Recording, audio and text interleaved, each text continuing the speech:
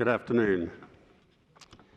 It's quite a privilege to share this stage with all the young inventors, but I think all inventors are young and don't really grow up.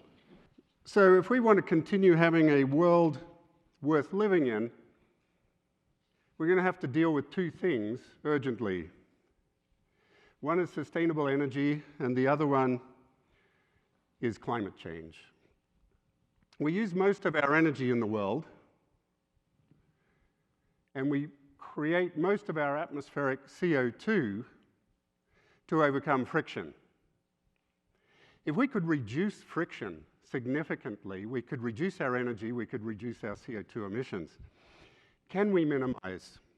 Well, at school, and I'm sure all of you learned that if you want to use the least energy getting from point A to point B, we have to go in a straight line because that's the shortest distance. Perfect sense, who can argue with that? Well, it so happens that nature, which in every system is more energy efficient than anything humans can achieve, it deals with friction so much better than anything that we do. Nature never, ever travels in a straight line, not a single instance.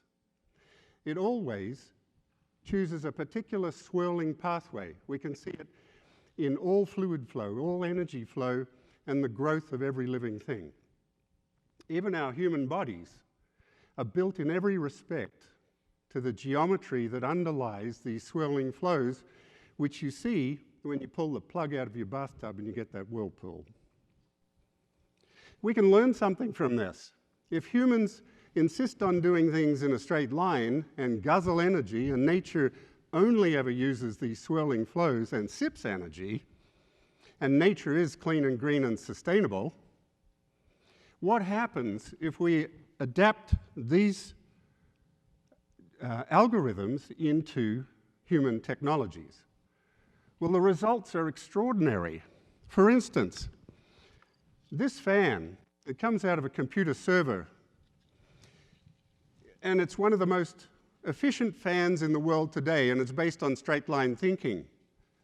This is based on nature's thinking. They don't look that much different. This uses 47% less energy than this. And fans use 22% of the world's electrical energy every year. Who knew? Imagine if we can have that much impact just on fans. Or what about this tiny device? This little thing can fully circulate a body of water that's a football field in size, 30 feet deep. And municipalities around the world are now improving your water quality by implementing this size. Uses 300 watts of power.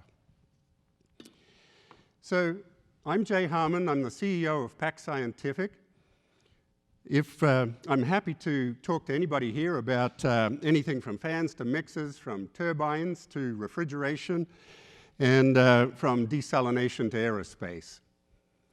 We have the tools to radically and dramatically reduce the amount of energy we create every year or use every year, to reduce our impact on the environment and to give a seriously large boost to global economies. Thank you.